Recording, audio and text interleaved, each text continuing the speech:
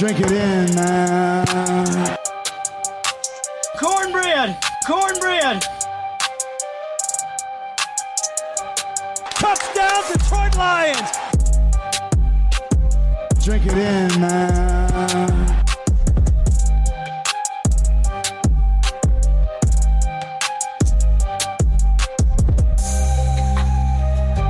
Cornbread! Cornbread! Touchdown, Detroit Lions! Drink it in, man.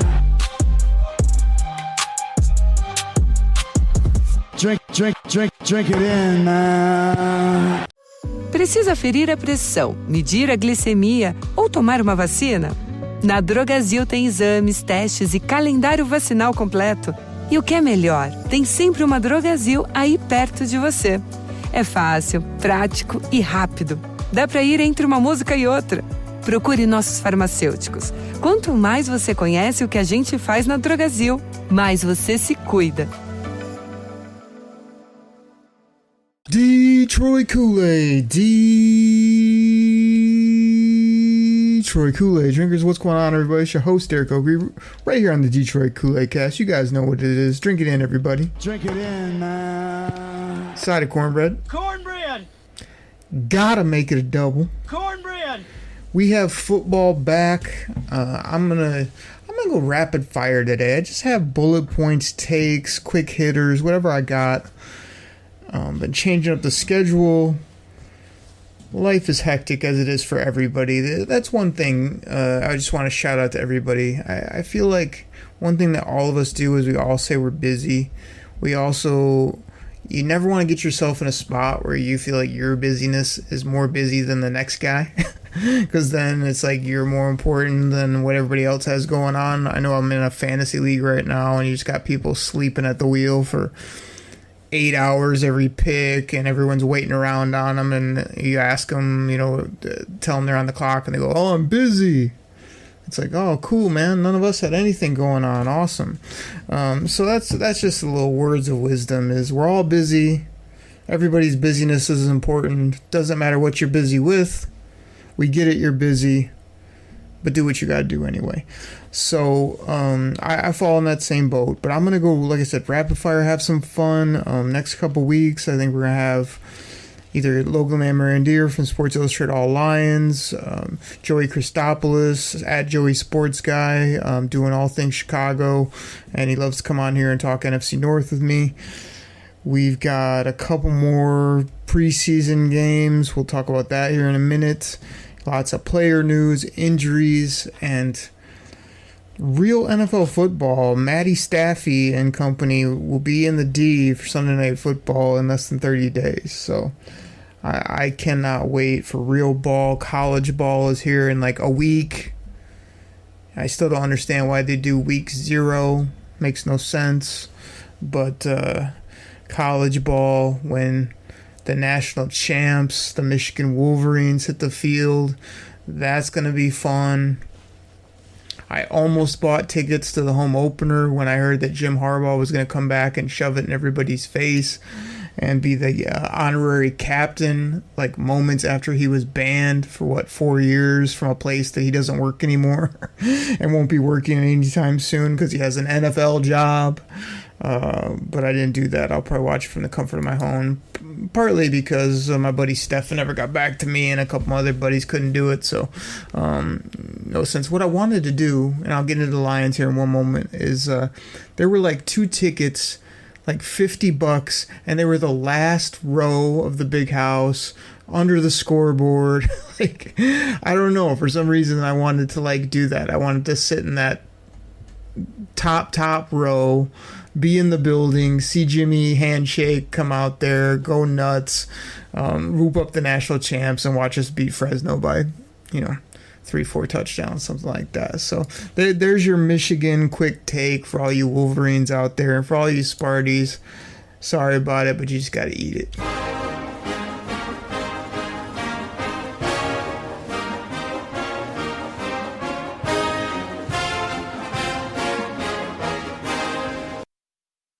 There it is. Go blue. All right. enough messing around. We don't have time to mess around on this show. Have me give you life advice or talk about college ball or make fun of whoever and whatever else I did there to start the show. Let's get into these lines. So I'm sure you guys have all like subscribed and you can't wait to hear the show because you want my detailed analysis, my big time breakdown of preseason game 1 versus the New York Football Giants. Well, you're in luck because here you go. Hello? Is anybody there? Hello? I left the window open a little bit there with the crickets, but I mean, I have takes here, I have things, but are you with me that I was so hyped for this game? I ate food that I shouldn't eat. I got all excited. I arranged my day to watch Lions ball on a Thursday night at 7 p.m. And I swear, it wasn't even within the first quarter where I was on my phone. I was working on other things. I had it on the background. Preseason football is just, it's terrible. It's absolutely terrible. I mean, not only do I know that, Charles knows it. That's terrible. Exactly, Charles. What does every fan that loves football think about NFL preseason? That's terrible. Exactly. So it was hard to watch. And even on the weekend, I was like, oh man, you got a couple games here, a couple games on Sunday. Same thing. Had it on, didn't pay a damn bit of attention, saw a few things here or there that I put in the old memory bank for their fantasy football or whatever. But here's what I got from the Lions. Everybody's talking about Hendon Hooker. You know him on this show as H2O. I mean, Hendon Hooker did some nice things. I mean, he looked like he was calm. He was running the offense. The thing that surprises me, and I hear a lot of people say this and I always fight back on it, is they talk about Hendon Hooker running with the football. Like, yes, he could do that in college and he did it a bit, but I always view him more as a pocket passer, a guy that has a nice arm, a nice deep ball, and very accurate and protects it, doesn't give it away, and can be dynamic in those ways. So when I kept hearing people say, oh, but he can run, and oh, he can do this off script, and he adds things that we don't have with Jared Goff, I was kind of like, to me, he's more similar to Jared Goff than these other running quarterbacks that are out there. But sure enough, Hendon Hooker was scrambling around and ran over some people and got himself a concussion. And, we had to watch 3+ quarters of Nate Sudfeld out there throwing ducks into the ground and not doing anything offensively and making just... You couldn't even evaluate people. It was just so bad. So Hooker had a few flashes, but you can't get yourself hurt. And he doesn't even seem like the type that would want to run over somebody to prove something. Or look at what I did. Look how tough I am. Oh, my teammates will love this. He doesn't seem like that guy at all. So, he had a couple passes and a couple runs. Congratulations. But I still love H2O. I still think he's a prototypical QB2 backup. Holding a clipboard, go in and win you some games if he needs to. If he ever got the opportunity, I think he could do some nice things. Do I think he's a ultra dynamic top 15 NFL quarterback if they just let him loose or didn't re-sign the hashtag Goff train? No, not really. So, let's keep this rolling. Like I said, I was going to do quick rapid fire. So I felt like the young corners were good.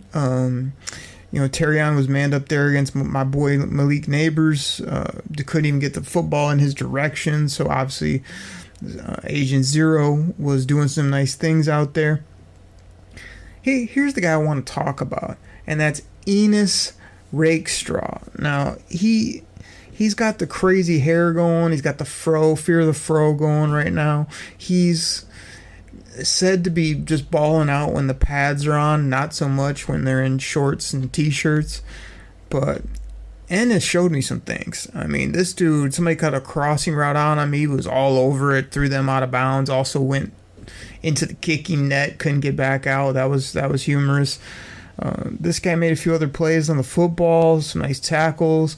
And the thing I really want to talk about, because this is the Detroit Koolaid Cast, is the nickname. So, I've been calling break and, coming up with some of those easy ones. But somebody, I can't give the actual person credit because I don't have it in front of me. I didn't write it down, whatever. I'm sure that doesn't surprise any of you guys that listen to the show. But it jumped out to me on the old Twitter machine. And that was somebody that threw out the nickname of Ennis the Menace. And I mean that's incredible in so many ways, because this dude is an absolute menace on the football field. Yes, I kind of did have to look up menace when I retweeted and put it up there a couple times, because it doesn't look like it sounds. And so, Dennis the Menace, Ennis the Menace, I had to make sure I was putting it up there right. But this dude's a damn good football player, hard-nosed dude. Detroit's gonna love him. I could care less where he comes in on the depth chart from day one. I think he's going to grow into a nice role. He's gritty and grimy. I like what I saw from Ennis, the Menace. Another guy I liked what I saw was Vaki. I thought Sione Vaki was nice. He had a couple little runs here and there, made some shifty moves. A couple times he looked like he was hemmed in. He still got extra yards, tough running, things like that. So, liked what I saw from him. What about my boy Isaiah Williams, the undrafted receiver, former quarterback? This dude looked the part all over the football field, whether he was returning, catching the football, running after catch, not being able to catch because the quarterback, Nate failed, couldn't throw. But he made a couple plays. Dan Campbell said he liked what he saw. I was disappointed that Antoine Green got hurt. I mean, they were trying to get him the ball early. He took one big shot, went down on his stomach, and I guess it's a pretty severe neck injury.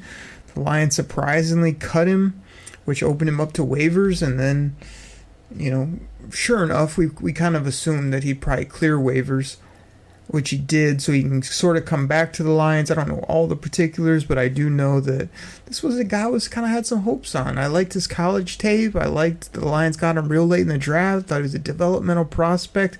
Thought he was making some strides, maybe coming along here both this year and next year to carve out a role for himself. And now it's kind of curious if he'll be able to play the game of football. Dan Campbell said this is a pretty serious injury, and they're not sure when or if he'll be able to come back and play. So that was tough to hear on a lot of levels. So shout out and prayers up for Antoine Green for sure. As I said earlier, I mean, preseason ball, whether it be the Giants, the Lions, the new kickoff, the Hawkeye laser that takes 10 minutes to use to see if it's a first down or not. I mean, they're all simply this, Charles. That's terrible. All of them are terrible. That's terrible. I love football. I want to love preseason games. I want to love everything NFL. But I can't love it when you take 15 minutes to check and see if it's 4th and inches or a first down when you know Dan Campbell's going to go for it anyway. I can't be sitting there, watching two garbage teams play where you're even excited about these bench guys. Oh, man, I love this guy in college. Let's see if he does anything. Does nothing. You see all these guys depth. Oh, maybe this is a sleeper fantasy. Maybe this is something to watch. Nothing. You get nothing out of these games. They don't game plan. They don't have anything interesting done. None of the starters play. They barely want to tackle or do anything. It's not football. It's really not. So, the last thing I want to hit on about the preseason game one, and I know this will get me some heat, but I'm going to say it anyway. Like, we all love Dan Gamble. Dan freaking Campbell.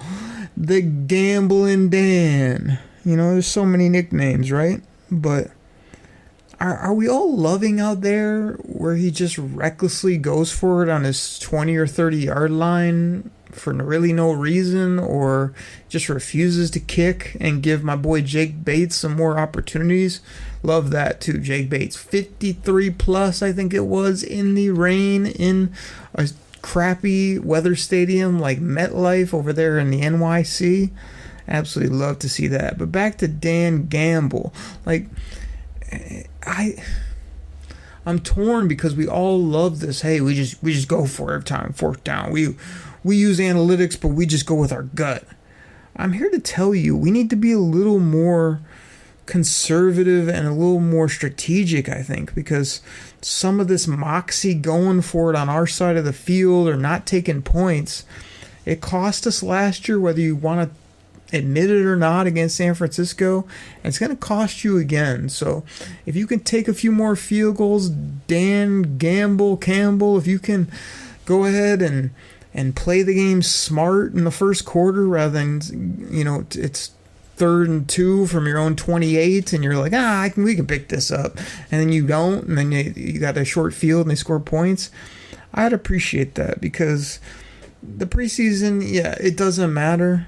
But I don't like to lose, whether it's tiddlywinks or washers or, pickup basketball or preseason football or regular season or the NFC Championship game. So I know I'm going to get but Chris, this is what he does. This is who he is. And I'm saying be who you are, but reel it in a little bit.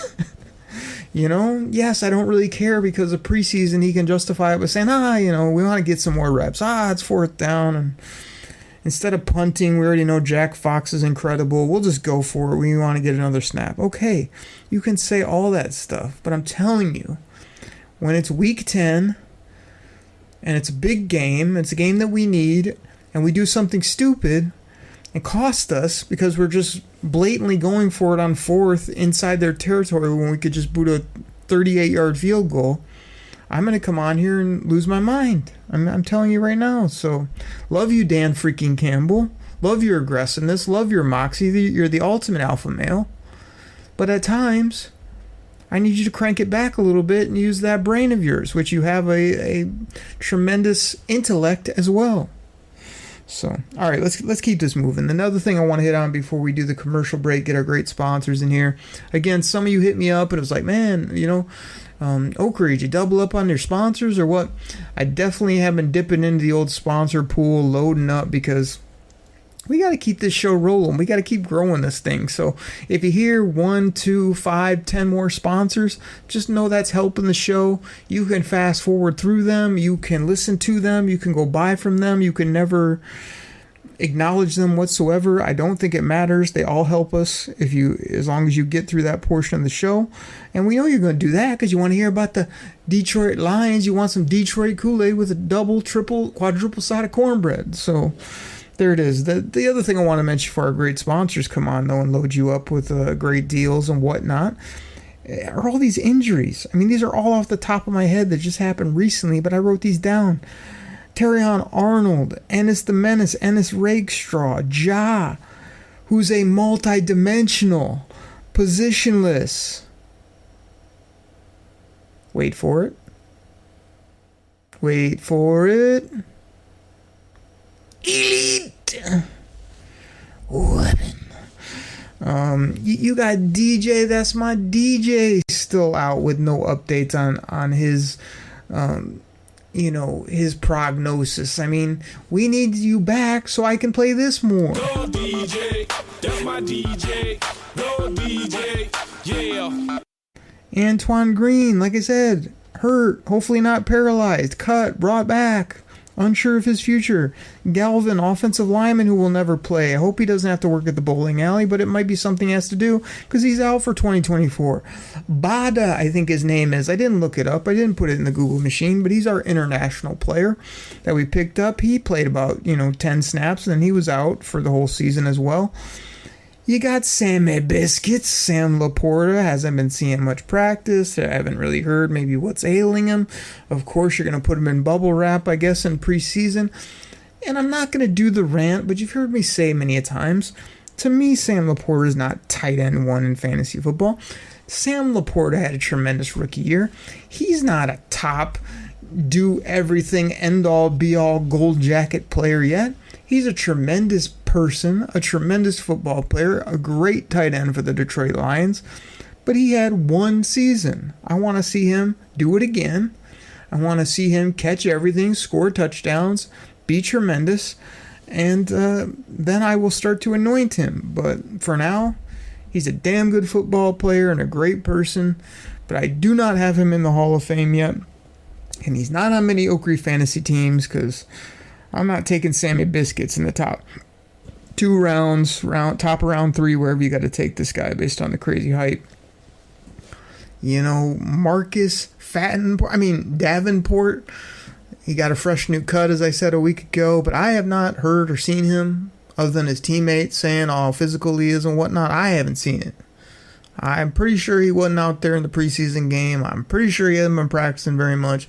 I'm pretty sure he's still at the buffet line more than you would like. So I don't know what's going on with his injuries, but he's not out there either. But those are just the ones that I just thought of, like, quickly. Like, I'm sure there's others. And again, Charles, how annoyed are you with injuries and with every player that's worth a damn being in bubble wrap all preseason for the Detroit Lions? That's terrible. It is terrible, I agree. But what also is terrible is that the take is terrible that, well, we gotta sit them out because they might get hurt. So you sit them out for 3 weeks, they're rusty, they don't play, they don't get any hits, they're not in the groove of what they do. They come out week 1 and they pull a hammy because why? They're not ready, they didn't get reps, they didn't do anything. But look, it doesn't matter, why would you risk it? Because it's football. I mean, I'm not saying go play 3 quarters, but I'm saying do the old, hey, first game we get a series or 2, next game we play a quarter, third game, or if you want to make the second game the dress rehearsal nowadays with only 3, whatever. Play a little bit more, obviously get them out. They're not trying to play a half. You don't have to come out after halftime, any of that garbage, but get some reps, get some timing, beat up some people if you're a defender, so you're ready to roll week 1. We take it to the Los Angeles Rams once again. So that's my take. Can't predict injuries. You can't play scared. It's football. These guys need a little bit of something. I don't care if they're working hard every day in practice. I do not care if you think that they are just professionals and they can just show up day 1 and be perfectly ready because their bodies will be untouched and they'll be ready. No. You have to practice and you have to play a bit to be ready to roll week 1 and into the season. If you get hurt the 3rd play, the 8th game, the 16th game, or the 2nd preseason game, I do not care. So, people, I'm going on lots of rants. I'm giving you strong opinions today. I don't know why, because I'm in a tremendous mood. I hope you're enjoying this. I hope you get the humor of most of these takes. I'm glad that Charles Barkley could join me for the show. That's terrible. Charles, I think it's been a good first segment. I think it's a good time to take a break. I think this has been a good content. That's terrible. No, Charles. Good segment. It's good pod. Good, delicious Detroit Kool-Aid. So, everybody, please listen to those sponsors. Fast forward if you have to.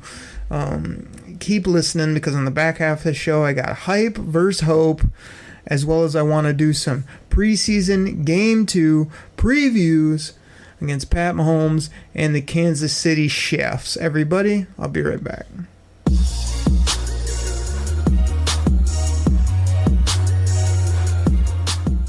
All right, everybody. This goes out to my fantasy football fans out there. Now, you probably heard about Reality Sports Online, the most powerful fantasy sports platform where owners can build and manage their fantasy team like a real NFL general manager. But the question is, have you tried it? I mean, we're talking free agency, multi-year contracts, rookie drafts, multi-team trades. You can put franchise tags on guys. It's as close as you're going to get to being an NFL GM. But do you think it sounds complicated? It's not. I'm here to tell you it's the best thing about Reality Sports Online is it's just more fun than your normal fantasy league, but it doesn't take barely any more time. After all this, are you still not sure? I mean, come on now. You can test your general manager skills by going over to Reality Sports Online, call it RSO. Please go check out realitysportsonline.com right now.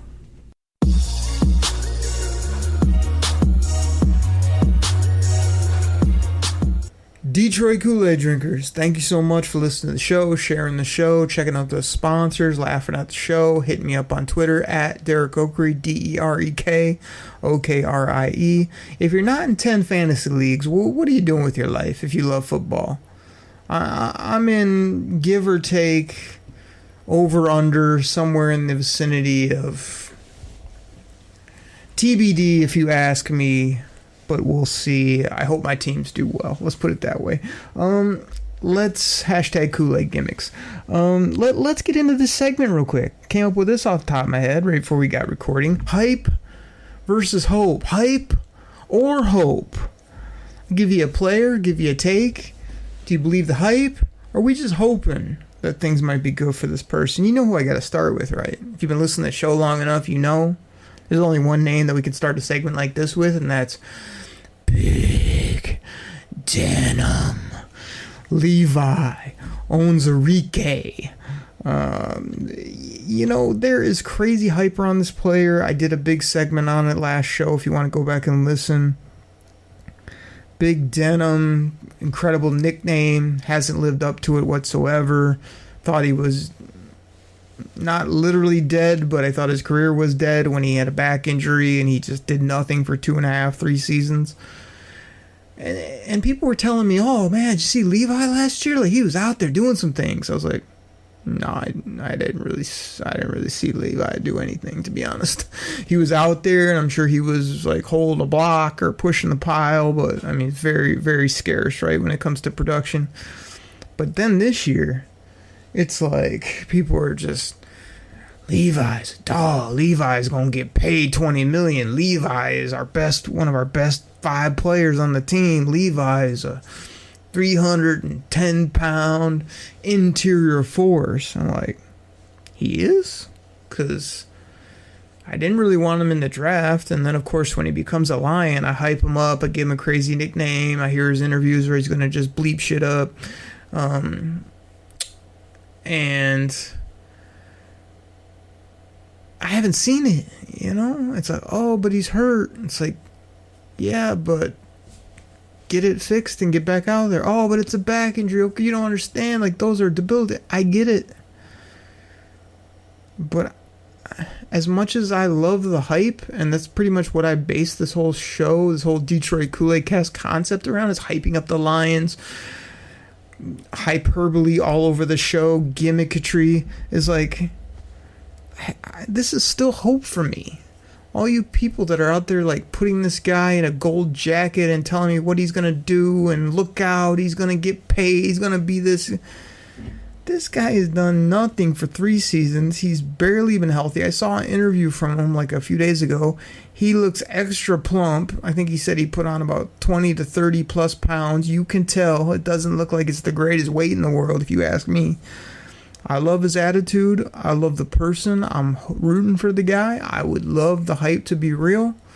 But until he starts killing quarterbacks, pushing the pocket, blowing up run plays, and being a force out on the football field, he's another body to me at DT. And I hate to say that for Big Denim, because I want to show up in an all denim jeans, vest, hat, jacket, and rep this guy, number 91 for the Lions. I want him to just be a force, but it's hope right now for him. Hype or hope for Colby Sorsdahl? Again, I think this was Jeff Risdon from Lions Wire said how great Sorsdahl was looking and how much better he was. And then he gets roasted, toasted, and extra crispy in the first preseason game. Just an easy inside move beats him like he's caught in cement. He does not look overly good at anything he does, if you ask me. They played him inside. They played him in the middle. They played him out at right tackle. Just not been very good. And it comes back to the draft. When they took a guy like Colby Sorsdahl, I'm scrolling down my list going, who? What? In the 4th? Why? It's like, oh, we love him. He went to this offensive line school. Oh, he's going to do this. He's going to fit in great. It's like, can he play, though? Did we need him in the 4th, or would he have been there in the 6th for you? These are the type of questions I ask. So, to me, Sorsdahl is getting some hype that he's better. He's going to do this. He's versatile. They love him. He's growing in his role. hate to do it on a show where I'm always the positive, whoop it up for the Lions, but Colby Sorsdahl to me is still hope right now. We hope he's an interior swing player. We hope that he could kick out and play right tackle if he had to, which we know he won't have to, or we damn sure hope he won't have to, because we want Penny out there on the right tackle for our entire life, because he's a tremendous human, a big nasty beast, and an absolute top offensive lineman in all of football. So I don't know. Show me what you can do, Sorsdahl, and I'll put you in the, I'll get you from hope to TBD if you ask me, but we'll see. I hope you play well category. Next guy on my list for hype versus hope, Hendon Hooker, a.k.a. H2O. Hendon Hooker, again, I think everybody in Detroit loves him because he's the backup, and everyone loves the backup, and what could he do, and look what he did in college, and whoop-de-doo, and he's healthy, and there's been nobody that's hyped him up more, because I was kind of hoping the Lions would use him as collateral to say, Jared Goff, we are not going to pay you $50, $52, $53 million per year. If you want to get paid that money, as crazy as it sounds, we will move on to this cat, and he'll be able to do very similar things to what you do for this team. They didn't do that. They paid Jared Goff an exorbitant amount of money, who has been tremendous. Hashtag Goff Train has been absolutely rolling here in Detroit, doing some incredible things. And I'm all for it. Like I say, I've come around. I am a Jared Goff supporter on this show. Not in a similar vein that I'm a Laporta supporter, but just in the fact that I am on the Goff train. Yes, I had to run down the tracks with my suitcase. Yes, I had to dive onto the back, but I got a seat in the very back of the Goff train. I am all aboard. But the hype for me with Hendon Hooker was we can pay this guy $1.8 million for the next 2 to 3 years. Maybe get similar results and use all that other money for studs, free agents, pay all of our people, and just keep this thing rolling. But so they didn't go that route. So to me, that's 3 in a row I got to put in the hope category, because the Lions obviously didn't buy Hendon Hooker's hype. They like him as a backup. They like him as a clipboard holder. They like him as a developmental depth prospect. But the hype of him being the next guy is 4 years down the road, and by then he's 31. So, he's still got a lot of good quarterback years left at that point. So the ideal thing where the hype would be real with Hendon Hooker, if he is a great backup, comes in when needed, but isn't needed much because Jared Goff absolutely balls out. In 3, maybe 4 years, Jared Goff rides off into the sunset with his buco bucks of 500-some million, whatever he's made over his career, with his beautiful wife that he has now, and Hendon Hooker takes the reins and gives us 3, 4, 5 good years, and then we move on to the next flashy rookie that sells tickets at that point. So next guy on my hype versus hope, Iffy Melifonwu. Now this one's a little tough. I'm a little uncertain. I'm a little iffy about it. I gotta admit, is he hype or is it all hope with Iffy?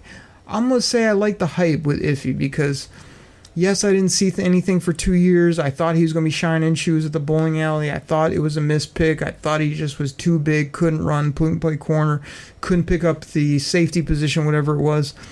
But the hype was real last year, man. When he came in, he got the pick that helped us win the division. He had a bunch of nice sacks and blitzes.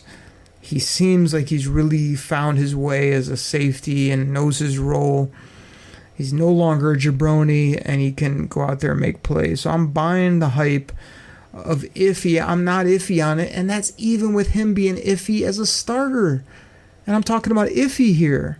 Iffy is probably going to play a secondary role because my boy, Brian Branch. I'm going to have some fun news coming out about Brian Branch, my boy Brian Branch, here in a week or 2 or 3 whenever I decide to let you in on it. But my boy Brian Branch is going to be back there, it sounds like, full-time safety with my boy Kerbo, extra swag on Kerbo. And let's Iffy do exactly what I've said all off season. Chess piece, blitzer, tackler, beast, physical, all those things that he can do. So I'm buying the hype on my boy Iffy, even in a different role this year or as a secondary piece. What about all the hype with Amik Robertson? This guy, I used to pick him up in my 32 team, 53 players per team reality sports online league. I'd pick up like Amik Robertson as like my fifth corner because two of my corners were hurt, and he'd come in, he'd get me some nice points. Like, man, Amik Robertson's not bad. But then he was always like toiling around with the Las Vegas Raiders, who we all know are absolutely, what are they, Charles? Tee it up, brother. That's terrible. Yeah, that's exactly what the Raiders are. No matter who's there, who their coach is, who their owners are, they're terrible. Absolutely terrible. That's terrible. So I didn't put much stock in him. But, man, when this guy comes to the Lions, says everything right, absolute DAWG, not scared of anything, rocking my 2-1, my favorite number in all of sports. Give me all the hype with Amik Robertson. Even on my sheet, my little notepad, I wrote down Amik because he's like the old bad boy Pistons where you only knew him by their first names, like Dennis and Isaiah and Joe. To me, it's Amik, man. No way I'm probably ever gonna call him Robertson. Just straight up Robertson. This is Amik, baby. Straight up baller, nickel, nasty player, grimy, gritty. Out there, do his thing and play football. So I'm buying all the hype on him. And I'm definitely buying the hype on my guy, Josh Pascal. 2+ years of subpar production, not much out there, battled through injuries. I think this is a breakout year for this cat, number 93 for the Detroit Lions. He's big, he's physical. If they can find a nice role on how to use him properly and he can do his thing, I would expect more sacks. I'd expect more disruption. And he's also just such a tremendous dude and a tremendous teammate that he's got like captain qualities and a guy that you could see out there being just a all over the football field type defender where he can run down plays with his hustle. He can physically beat you up. He showed a little bend, get around the edge, use his swim move, and get after the quarterback. I like almost everything about Josh Pascal except for his lack of production through a couple years with the Lions. Here's the one you guys have been waiting on. James Houston. Is it all hype? Is the hype real, unreal? Or is it hope? Do we possibly have a problem with James Houston? I mean, everyone is trying to figure this out, including Brad Holmes, Dan freaking Campbell. I mean, yes, am I also stalling because I'm looking for the James Houston drop here on the show because I want to play it here, but I can't find it. I'm looking feverishly for it. Ah, there it is. Houston, we have a problem.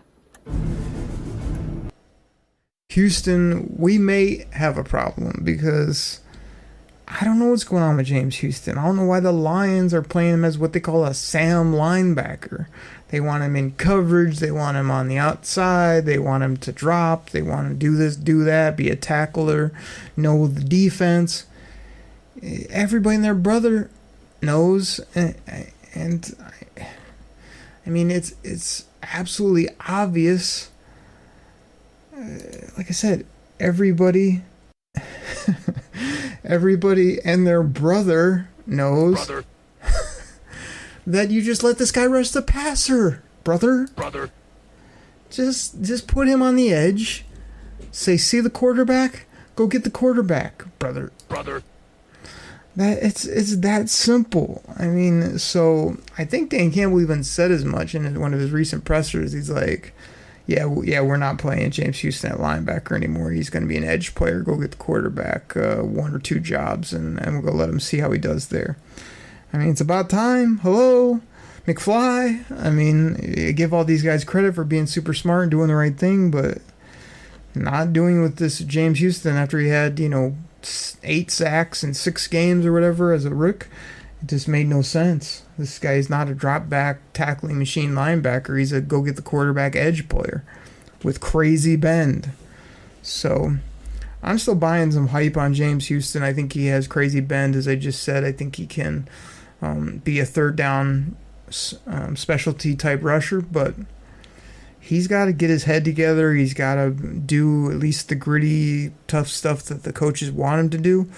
But then he's got to just show up on tape and produce. If he does that, they're not going to care like what other little things he may have on or off the field. I think James Houston's a good dude. I think he's a nice athlete if you use him right, and he needs to show up. He could even be cut if he has like real lackluster practices or performances these last 2 preseason games. But I'd be finding great ways to use James Houston, especially on 3rd and long, and just telling him, just use that dippity whoopity whoop move that you do where you get low to the ground and get under the offensive tackle and go right after the knees and try to get yourself, anywhere from 5 to 7 sacks would be tremendous. So I'm going to buy some hype on James Houston. And then the last guy I wrote down was my boy DPJ, as Chops in the D calls him, Dope Jones. Again, I don't get it, but Chops has come up with enough good nicknames where I'll give him the benefit of the doubt. DPJ from Michigan. He's got all the size, athleticism, and I had come on here and said, man, they just keep beating him up. He's not showing up. He's not doing this. He's 4th string. He's playing in the 4th quarter of the preseason game. And it's like Dan Campbell said he's seen a little bit of a, I think I've heard people say this recently, switch flip rather than flip switch. The people flip the words there. I don't know why, but I've heard that like multiple times in the last week. But Dan Campbell said that DPJ has flipped the switch or switched the flip, whatever you want to do, and is starting to ball, starting to play faster, starting to do the right thing, starting to maybe look the part a little bit more. And this is a guy that I've always thought, again, he had a nice year in Cleveland, 700 some yards, handful or whatever of touchdowns, and he's just been not the same guy since. To me, he's a very nice 3, 4, even a 5th receiver on the team, but he's got to be able to be where he's supposed to be consistent, do all those things, and also he's got to contribute maybe in other ways, whether it be in a depth returner or maybe he's more of a gadget player. Can they get him on like a reverse like JMO does, things like that? But I'm still gonna buy hype in my boy DPJ, but I'm losing hope. Let's put it that way. I'll give him a little bit of each because you have enough negative things come out and enough lack of playing time, the hope starts to dwindle, the hype starts to fall off, and then you're just a cut casualty that ends up being a depth player for the Jacksonville Jaguars or something like that, so I don't want to see that happen to my boy. All right, let's finish this out with the thing you've all been waiting for other than my preseason review. I mean, you're just absolutely fired up about my preseason Game 2 preview.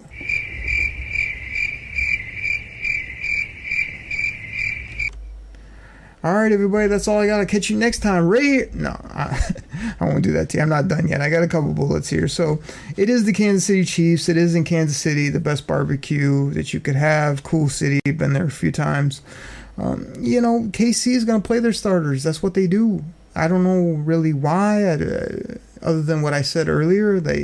Andy Reid, one of the greatest coaches of all time, subscribes to my philosophy that they need to have a few lumps. They need to just get their groove a little bit. He's not going to do anything crazy to get his guys hurt. He's not going to throw Pat Mahomes out there and get him killed. But, yeah, even Pat Mahomes wants to take a hit or two so he can get rolling. So KC will have their starters for a bit. I'd probably say a couple series.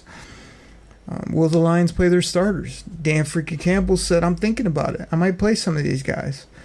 Then the next day, about 10 of his key players go down with injuries, and I'm sure he's rethinking that because he's like most NFL coaches, absolutely paranoid probably about injuries. So I wouldn't expect many of the Lions guys to go out there, but maybe you'll see like a couple. But that's the thing. Once you do a couple, like what are the other guys thinking? Why the guys you do put out there probably like, man, why am I out here when everybody else is still sitting? What do you got against me, or why am I taking these lumps? So I'd rather play my first guys for a little bit or not play them, one or the other. I think it'll be not play them, to be honest, but we'll wait and see. Continue to watch the DB development. Terrion Arnold, Sub-Zero, Agent Zero, Ennis the Menace, Amik, I don't think the Carlton will be out there, but that doesn't prevent me from playing the drop. It's not unusual to be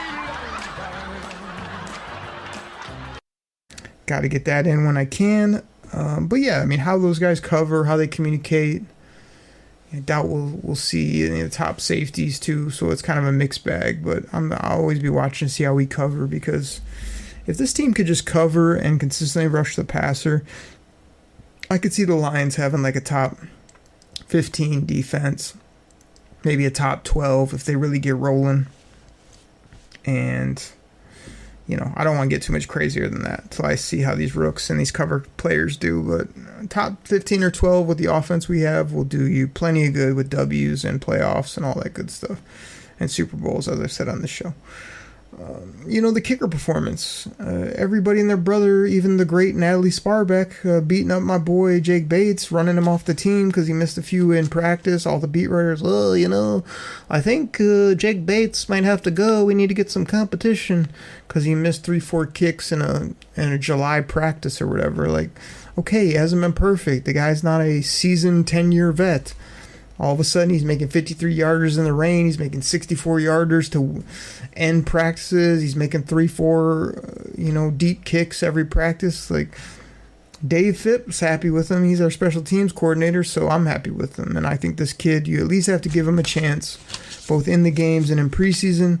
If he really gives you a reason to both bring in competition or move on from him, I'm fine with it. I'm not married to this guy by any means, but I feel like a lot of people are way too early trying to get this guy out of here when he's got a booming leg if he's making 64-yarders outside at 222 Rodwood Drive over there, as Matt Derry on Locked On Lions would say. My guy, Matt Derry. Love that show. What else I got here? I got way too many notes for a preseason game, too. Can we deal with their blitzes? KC's always getting crazy, running people through the middle, running all these crazy defenses. So can we hold up, especially our backups like Colby Sorsdahl and some of these other backups we got in there that shall not be named? Can we deal with that so we don't get some of our backup players killed? We'll see about that. The offense just needs to play better. I don't care if it's Nate Suckfield or Sudfailed or Nate the not so great. I mean, just operate efficiently. Like, throw checkdowns if you have to. Like, move the football, run the ball with Vaki, get my boy, come on Craig, get him in there, do some things or whatever you have to do. But can we look like a professional football team and actually do something productive that's worth watching for the fans? That would be my minimal ask, please. Of course, stay healthy. I mean, I also have questions like, who's going to eat more at the local barbecue shack? Is it going to be Broderick Martin, who everyone said trimmed down, and then I saw him in his jersey? And don't tell Broderick I said this, because I don't want any of that smoke. I don't want any part of Broderick Martin. But he looked very sloppy, very out of control, I felt like, at times in his jersey as well as just on the football field. I realize he made a couple nice rushes, or he got upfield a couple times. That's great. I also saw him got washed out, way out of position a few times as well. So, will Broderick beat big skinny Aleem the Dream, a.k.a. Honey Bun, a.k.a. Twinkle Toes, a.k.a. Big Plump, a.k.a. Big Skinny, a.k.a. Aleem the Dream, in a barbecue eating contest? I don't know. That's rumor innuendo. I don't know who. Maybe my guy John Macaroon from Sports Illustrated, All Lions, will report on that, of who had more barbecue while they were out in Kansas City. Is Big Denham going to ball or not? Is he going to play? Am I going to notice him? Because if the hype's going to be real, I need to start seeing it now. Get him some reps in the third preseason game. Get him the reps in week 1, week 2, week 3, week 4, week 5. And then by mid-season, if I'm seeing some things from Big Denham, Levi Onwuzurike, I'd be like, all right, cool. Like, this is a DT that we can count on now in the middle. And we probably can get him at a good contract because he hasn't done a damn thing until, year 3, 4 of his contract. So, that's things I'll be looking for. It doesn't matter if we win or lose, but it sure was nice to go out to Kansas City and beat them to start the season last year. Well, why don't we just go out and beat them in preseason? That way we're 1-1. We play a little bit better football. we, go 2-0 in KC, and we just continue to dominate the back-to-back Super Bowl champs who think they're going to go back-to-back-to-back. The only problem with that is that the Detroit Lions are going to win the NFC North, have home field throughout, rip through teams in Ford Field in the playoffs, and then go to the Super Bowl in New Orleans and hoist the Lombardi. Drink it in, everybody. Drink it in, man. Pull the cornbread out the oven. Cornbread. Pull another loaf out. Cornbread. And drink it in, eat it up, hype up this team. Football, real football, will be here before you know it. And I'll catch you next week, right here on the Detroit Koolaid Cast. Okay, everybody. I'm out. Pack the bags, start the plane. This game is over. It is over.